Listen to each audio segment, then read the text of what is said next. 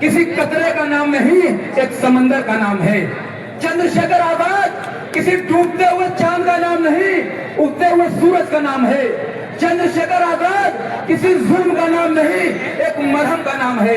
चंद्रशेखर आजाद किसी भेड़ बकरी का नाम नहीं, एक शेर का नाम है। और एक चंद्रशेखर आजाद किसी आइडिया का नाम नहीं, एक आइडियोलॉजी का नाम है। और भारत के फजाओं में आबाद रहूंगा, भारत की फजाओं में आबाद रहूंगा। अरे आजाद था, आजाद हूं, आजाद रहूंगा। बहुजन समाज में जन्मे हुए समस्त महापुरुषों को मैं इस सरजमीन से अपनी दिल की गहराइयों से खिराज मोहब्बत पेश करता हूं। स्पेशली उस शख्स को जिसने दुनिया का सबसे खूबसूरत संविधान लिखा, यानी कि बाबा भीमराव अंबेडकर जी को भी इस सरजमीन से खिराज मोहब्बत पेश करता हूं।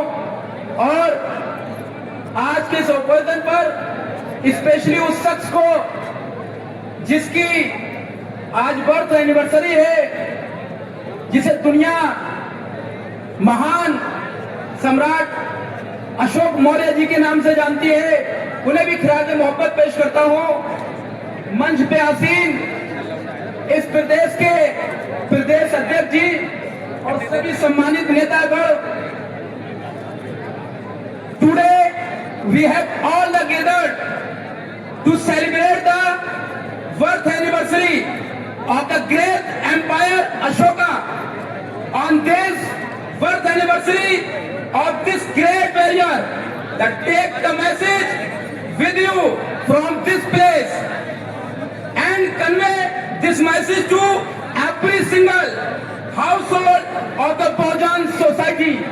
What is this message? This message is equality, sociality and justice.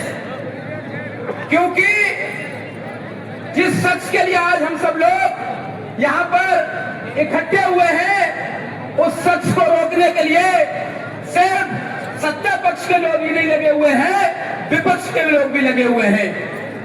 इसीलिए उन सभी लोगों को मैं अपनी तरफ से एक शेर के माध्यम से पैगाम देना चाहूंगा कि एक शख्स पर सिमट आई है सारी दुनिया, एक शख्स पर सिमट आई है सारी दुनिया। हम तमाशा है और तमाशाई सारी दुनिया। जाने क्यों लोगों की आंखों में खटकता है चंद्रशेखर आजाद, जाने क्यों लोगों की आंखों में खटकता है चंद्रशेखर आजाद, जाने क्यों बगावत पर उतर आई है सारी दुनिया, जाने क्यों बगावत पर उतर आई है सारी दुनिया।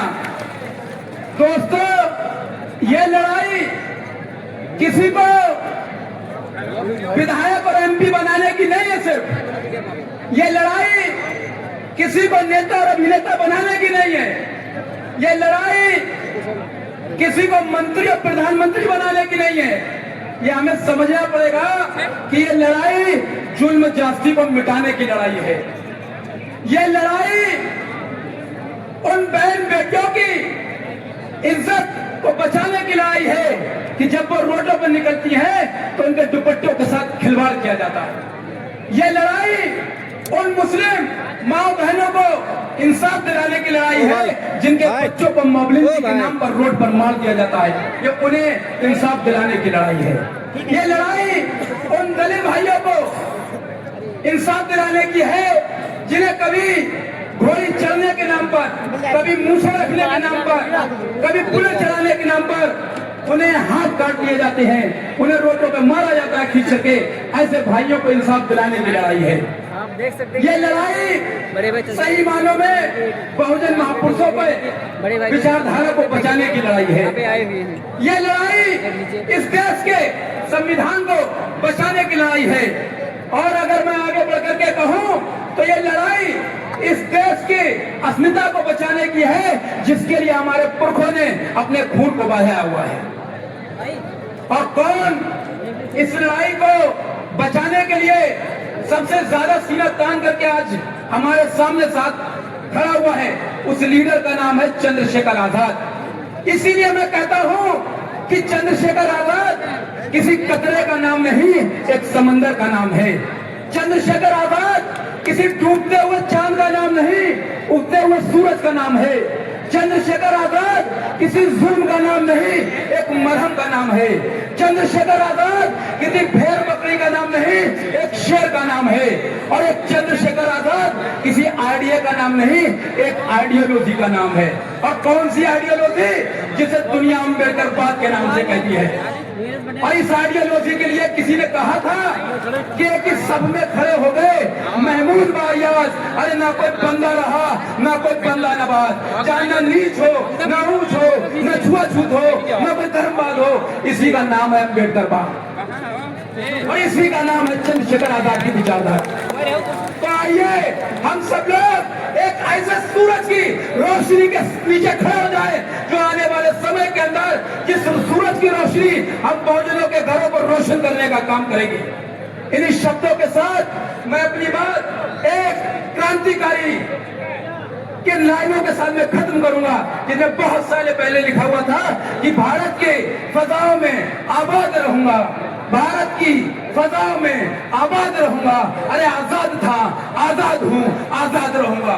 जय भीम, जय भारत, जय संविधान।